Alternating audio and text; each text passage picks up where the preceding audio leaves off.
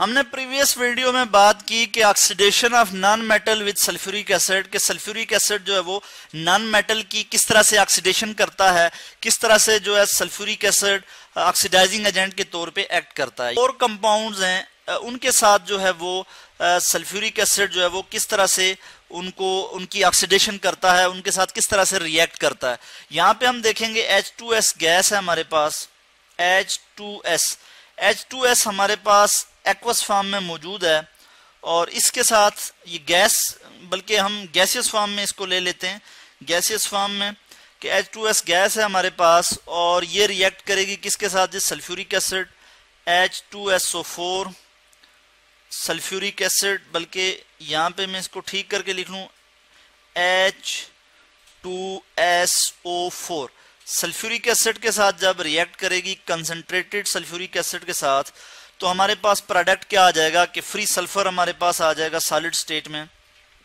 और इसी तरह से हमारे पास सल्फर डाइऑक्साइड गैस आ जाएगी, सल्फर डाइऑक्साइड गैस SO2 और ये गैसियस स्टेट में। और उसके बाद हमारे पास जो है वो वाटर आ जाएगा H2O वाटर, ये भी जो है ये गैसियस स्टेट में आ जाएगा, यानी स्टीम की फॉर्म में ये आ जाएगा। इस इक्वेशन को हम देखें कि ये इक्वेशन बैलेंस है कि नहीं, तो ये इक्वेशन जो है वो बैलेंस है। हमें पता लगा कि जो H2S है इसमें अगर हम देखें तो सल्फर जो है वो जब इसने रिएक्ट किया सल्फ्यूरिक एसिड के साथ तो सल्फर जो है वो फ्री फॉर्म में आ गया, सल्फर जो है वो ऑक्सीडाइज होके फ्री सल्फर जो है हमारे पास आ गया।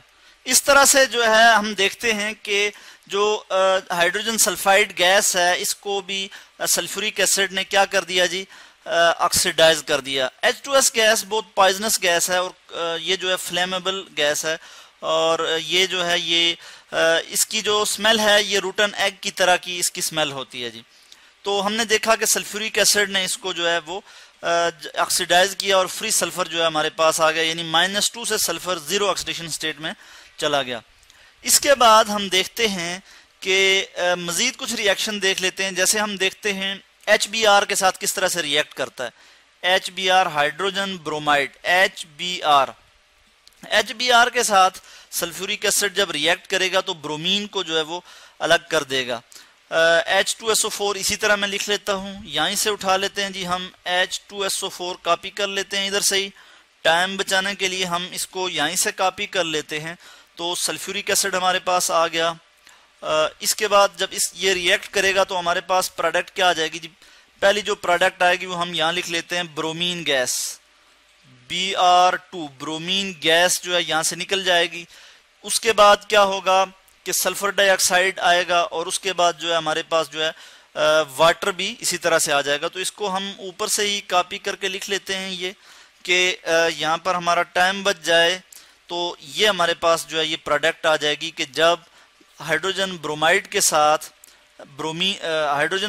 के साथ सल्फ्यूरिक एसिड ने रिएक्ट किया तो Br2 गैस निकल गई, सल्फर डाइऑक्साइड गैस निकली और वाटर भी जो है वो गैसियस फॉर्म में यहाँ से अलग हो गया। हम इक्वेशन को बैलेंस कर लेते हैं और इसको बैलेंस करने के लिए मुझे यहाँ पे 2 लगाना होगा और इसी तरह हम देखेंगे कि यहाँ पे वाटर को बैलेंस करने के लिए मुझे यहाँ पे 2 लगाना होगा, तो इक्वेशन जो है वो यहाँ पे बैलेंस हो जाएगी। इस केस में भी मुझे यहाँ पे 2 ऐड करना होगा तो यहाँ पे भी इक्वेशन जो है वो बैलेंस हो जाएगी।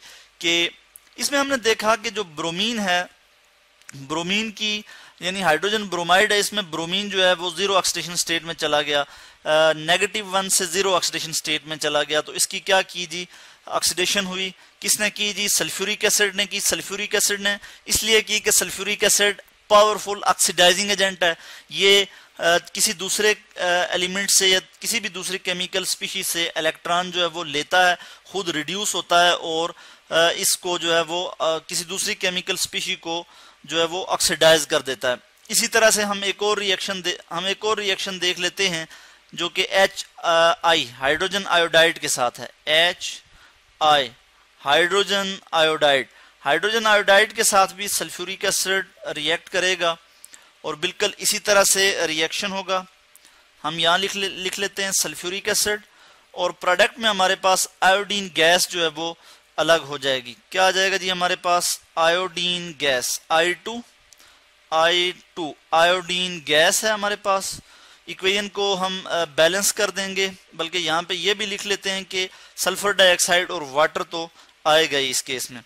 तो सल्फर डाइऑक्साइड भी हमने लिख लिया, उसके बाद वाटर जो बना वो भी हमने यहाँ पे लिख लिया। इक्वेशन को हम बैलेंस करेंगे, तो इक्वेशन को बैलेंस करने के लिए मुझे यहाँ पे 2 ऐड करना होगा, इक्वेशन यहाँ पे बैलेंस हो जाएगी और वाटर के साथ 2 ऑलरेडी जो है वो यहाँ पे लगा हुआ है। तो इस तरह से हम देख सकते हैं कि सल्फ्यूरिक एसिड क्या करता है, as a powerful oxidising agent के तौर पे एक्ट करता है। Powerful oxidising agent. और क्या क्या करता है, इट सेल्फ रिड्यूस्ड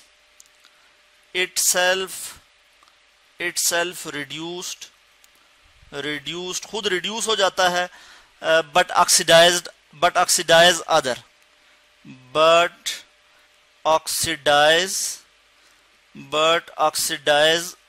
अदर दूसरी केमिकल स्पीशीज को, दूसरे कंपाउंड को जो है वो ऑक्सीडाइज कर देता है, खुद जो है वो रिड्यूस हो जाता है।